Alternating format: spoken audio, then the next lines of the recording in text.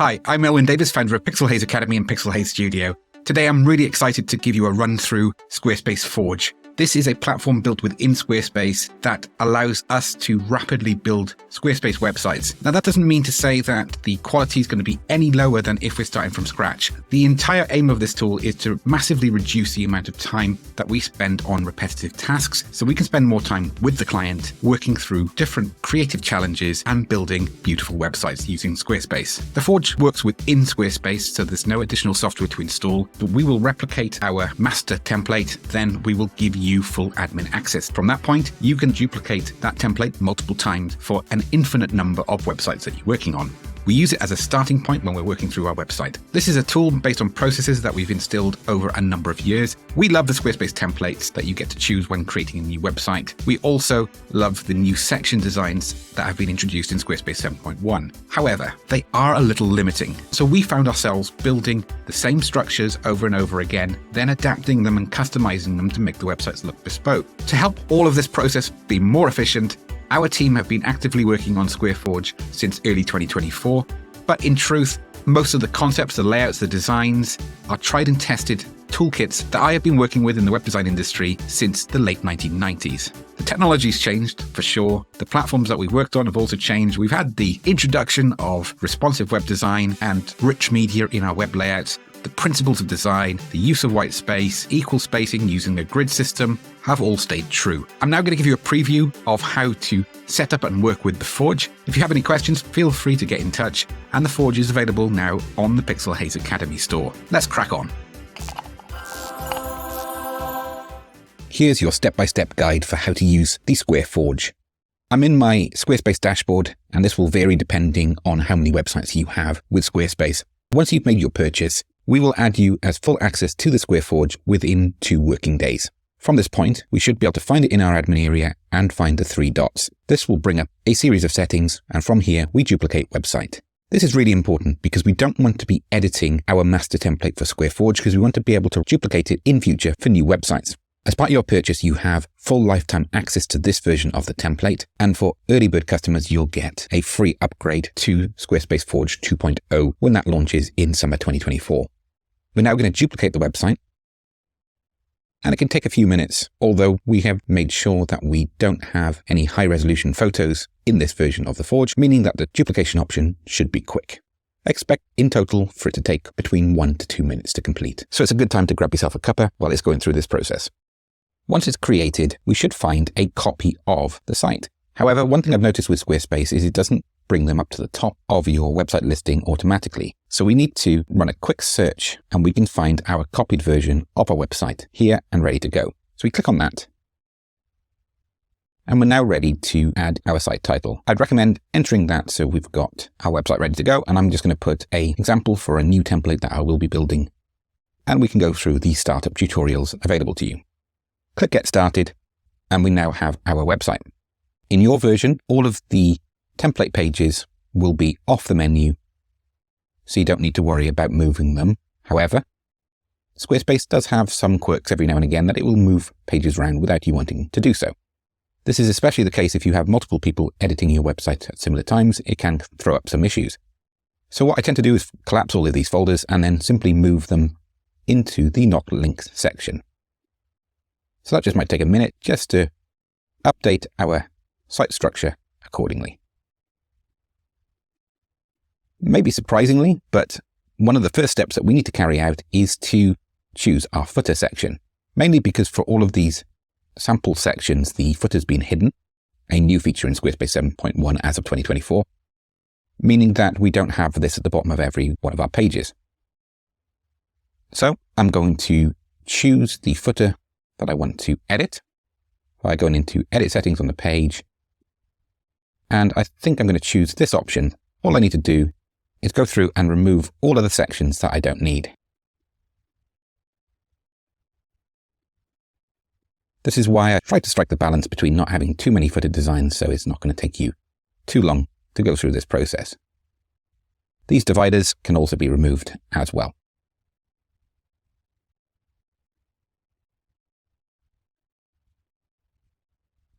Okay, we now have our footer ready to go. At this point, we can actually delete that page. And also, I'm going to set our homepage. I'm going to rename the URL slug.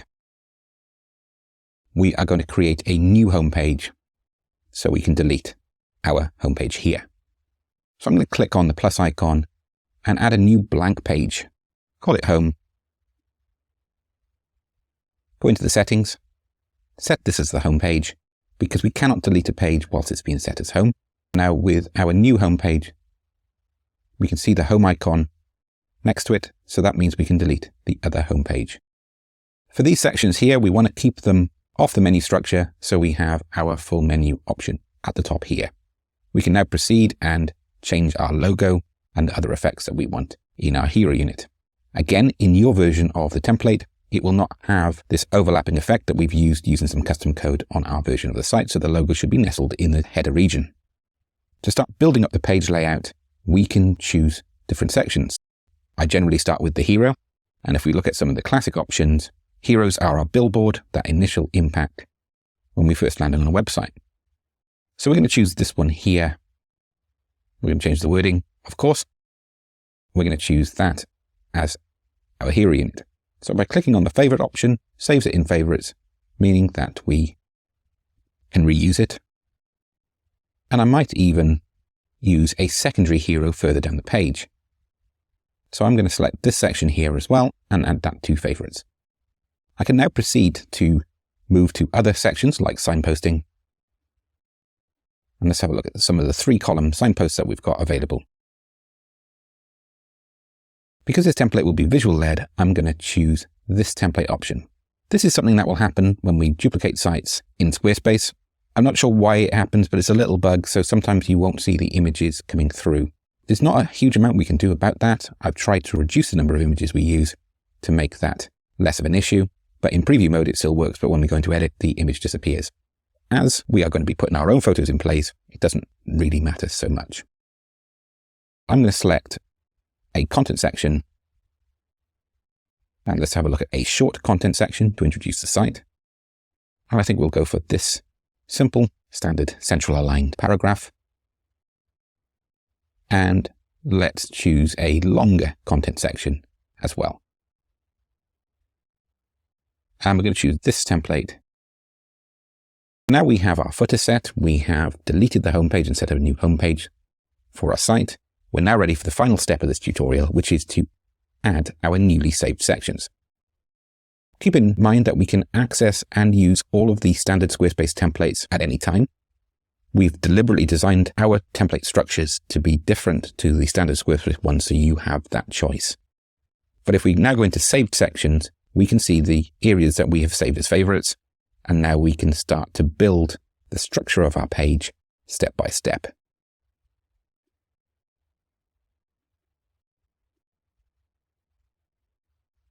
We can save it just to see how everything's clicking into place. This is where we can start to add our content and look at areas like spacing here. So if it looks like there's a little bit more spacing towards the bottom than what we want, we can then use the sections here to adjust. For example, we can remove the fill screen option on this to bring the images up compact to make this section more balanced. Once we've done that, we can add a bit more breathing space at the bottom. And now we can start adding our images. So if I click edit, you can see I'm constantly saving. And we're going to find some stock images. And I'm not going to spend too long selecting these images to get us up and running. I'm deliberately going to choose to get more of the road so we can see our text over top of the background. Again, just save that, see how it's looking. We can see a nice contrast here, so we don't need a hero with a block behind the text. And we are just going to quickly wrap up by updating these 3 images.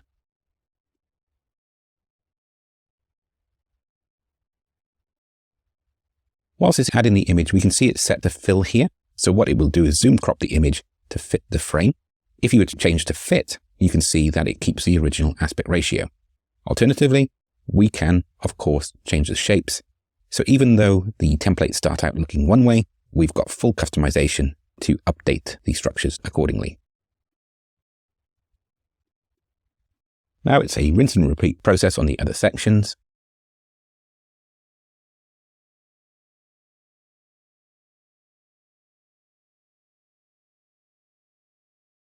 Before we wrap up, we can see that these text blocks here are getting a little lost with the background image. So at this point, we can either choose to add in a shape, and that's what I'll do in this example, or alternatively, we can put a background behind our text. So we can align it to the center and choose a background.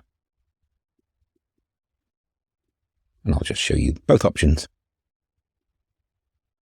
We can even change the opacity of that shape and just move it back behind the title.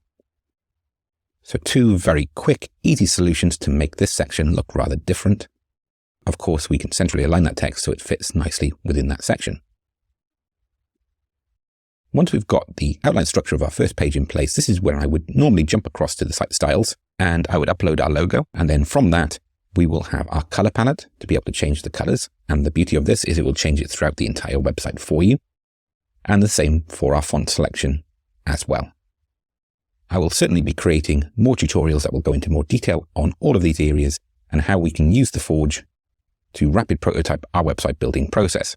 And if you're a professional designer, you can of course run through this entire process with your client in the room. In fact, that's what we do at Pixelhaze Studio. And we find that we can come up with large layouts within as little as an hour. Or if we want to work on a bespoke, higher budget website, we've got more options for customization. We need to make sure that the website's still working on mobile. And because we added the new shape here for custom solutions, we will need to go in and update that signpost. So it's a case of just moving it and adjusting our blocks accordingly. And there's be a little bit of space to tidy up as well. But hopefully that's given you an idea of how you can use the Forge to rapid prototype your website building process. At Pixelhaze Studio, we use this every day on every single Squarespace website that we build. So I can confidently say that if it works for us, then there's a very good chance it will work wonders for you as well. Let me know how you're getting on with Squarespace Forge. Happy building, and I'll catch you soon. Cheers.